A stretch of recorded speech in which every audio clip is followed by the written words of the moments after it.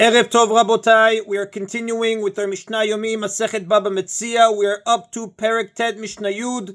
Today's Mishnayot should be Le'ilu Nishmat, Neria ben Svetlana, Ranbayev Eliyahu ben Burcha Israelov, Chana ben Miriam, Sason ben Ryan, Yoshua ben Shifra, Menuchatam began Eden, Amen, and Havdi ben Chaim Lechaim v'Refuah Shelema, Daniel Shalom ben Rosa, Betok Shah Chulei Israel, and Dachlama Mera Benyamin Or Tzion Chai ben Dvorah.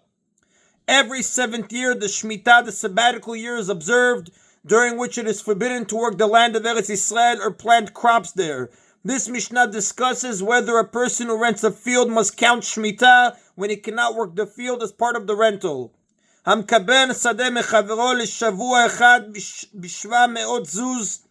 If someone rents a field from his friend saying, I am renting the field for 1 7-year period for the price of 700 zuz, although the Mishnah gives the case where the field was rented for money, the law is the same if the field was rented for a fixed amount of crops or for a percentage of the crops.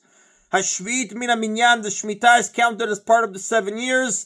Since he specified 1 7-year period, he keeps the field for 7 years in a row, even though he will not be able to work the land during one of those years. Since he rented the field for a period of 7 years, he knew that one of those years would be Shemitah, when he would not be able to work the field, and he nevertheless agreed to the rental. Therefore, he cannot keep the field for an extra year to make up for the year of Shemitah, and he cannot demand a discount for that year. However, if he rented it from him saying, I'm renting the field for 7 years for 700 zuz, and a shvit mina minyan, the Shemitah year is not counted as part of the 7 years. In this case, the renter implied that he was renting the field for 7 years during which it can be used. The expression for 7 years implies that he is paying for each year separately, and he surely does not intend to pay for a year when he cannot use the field. Therefore, he keeps the field for 7 years aside from the Shemitah year, which is 8 years in total. That is the end of Mishnah Yud. Mishnah Yud Al turns to a new subject. The Torah states that a worker must be paid right after he finishes his work. An employer who pays his worker late transgresses a prohibition. This Mishnah discusses what is considered late for various types of workers with regard to this law.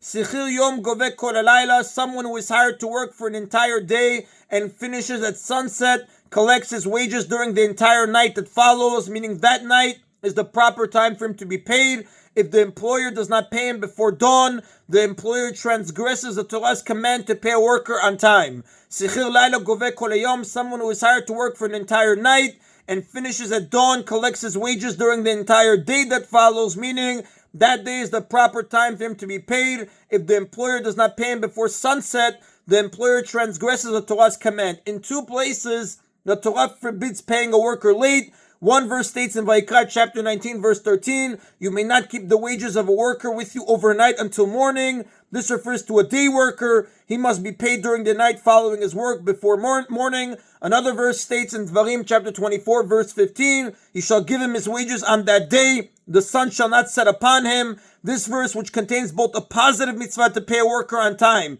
and a prohibition not to pay him late, refers to a night worker. He must be paid during the day following his work before sunset. Sichil Shaot, someone who is hired for only a few hours, must be paid based on when he finishes working. Govek Kol Halayla, if he finishes during the night, he collects his wages that entire night, meaning he must be paid before dawn. V'chol Hayom, and if he finishes work during the day, he collects his wages that entire day, meaning he must be paid before sunset.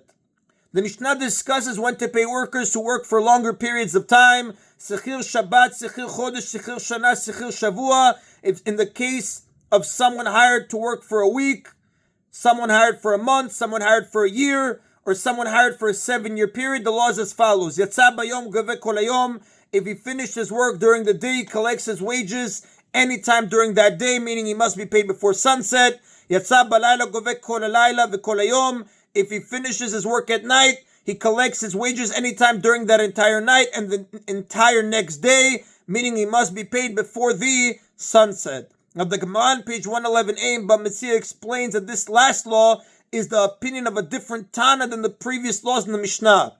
While the first Tana taught that a worker who works for a few hours by day must be paid before sunset, and someone who works for a few hours at night must be paid before morning, This Tana, whom the Gemara identifies as Rabbi Shimon, holds as follows. The Torah states in Devarim chapter 24, verse 15, that a worker must be paid on the day he finishes his work. By Jewish law, a day begins at sunset and ends at the next sunset. Therefore, no matter when a worker finishes working, he must be paid before the next sunset, which is the end of that day. Therefore, if he finishes work during the day, his employer has less time to pay him than if he finishes at night, when there is a longer time until sunset. Although the Mishnah cites Rabbi Shimon only with regard to a worker who works for a long period of time, Rabbi Shimon holds that the same applies whether one works for a few hours or a few years. No matter when he finishes working, he must be paid before the next sunset. Both the Tana Kama and Rabbi Shimon agree to the Mishnah's first law, that when a worker works for an entire day and finishes at sunset, he must be paid before morning, based on the Torah's command. You may not keep the wages of a worker with you overnight until morning. And that is the Rabotai of today's Mishna Yomi. Baruch Adonai Leolam. Amen v'amen.